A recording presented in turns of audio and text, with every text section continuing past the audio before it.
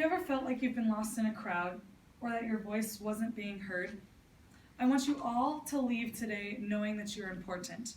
Through smaller class sizes, you will be able to shine, and that's what I'm here to tell you about. First, bigger class sizes are a problem because they limit the amount of one-on-one time a student can receive.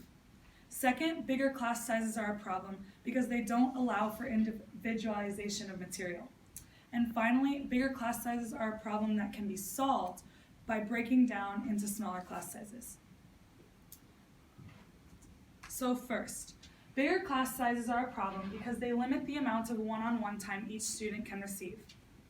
Teachers have to focus their attention on so many kids, and it's hard to focus on one child and give them the attention needs that are required. According to Abraham Maslow, in his book A Theory of Human Motivation in the Psychological Review in 1943, he says, if both the physiological and safety needs are fairly well gratified, then there will emerge the love and affection and belongingness needs. So this is just talking about Maslow's hierarchy of needs, which goes back to the fact that all students need a certain amount of attention, a certain amount of love.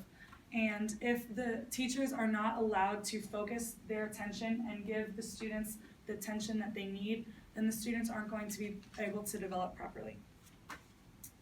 According to William Kramer and Claudia Hammond in the BBC World Service News in 2013, they say managers use Maslow's hierarchy of needs to identify the needs of their staff and help them feel fulfilled.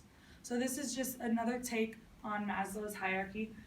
It's very important regardless of the age, whether that's in schools or all the way up to jobs. It's very important that people are receiving the amounts of attention that they need, and they will be able to function at a higher standard.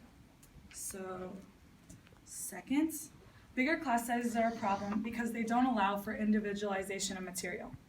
So according to Sarah Williams in a CBC News interview by Dawn McPhee titled Class Sizes back in 2012, she says, at that age, they're very vulnerable. It's a new environment for them, so those small class sizes are really important to their learning. This just means that as students are developing throughout high school, middle school, grade school, their early years of development are one of the most important time periods.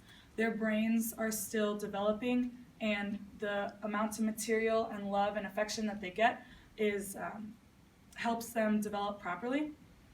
And so we also know that students are all unique.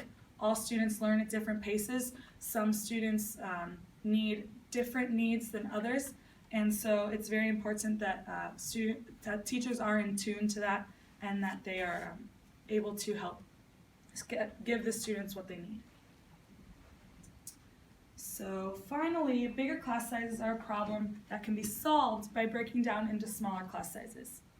So if you have a smaller class size, there's obviously a smaller student-teacher ratio, which again kind of links back to my first point, where teachers can focus their attention easier on this, giving that student that one-on-one time.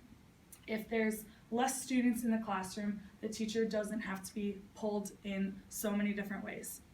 According to Harry Daniel from benefit.org in his article Benefits of Smaller Class Sizes in 2011, he says, since smaller classes encourage one-on-one attention, teachers acknowledge that some students require individual needs and hence work towards resolving any difficulties they might have in class. So this just means that if students are struggling in a smaller class, teachers are going to be able to recognize that easier and therefore work with that student, usually more one-on-one, and then be able to fix that problem.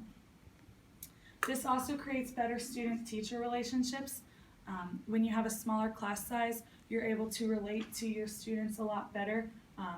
You get to know them a lot more, and according to Ware Academy in their newsletter on their website wareacademy.org in 2017, they said, in smaller classes, teachers quickly understand how individual students learn, or even what frustrates them, and how to best reach that student. So like I said, teachers are more in tune to the needs of their students, and they're better equipped to tackle those head on. So in conclusion, we have seen why bigger isn't always better. First, bigger class sizes are a problem because they limit the amount of one-on-one time each student can receive. Second, bigger class sizes are a problem because they don't allow for individualization of material. And finally, bigger class sizes are a problem that can be solved by breaking down into smaller class sizes.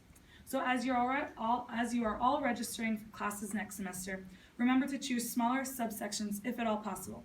But if not, remember that you are important and that you can shine.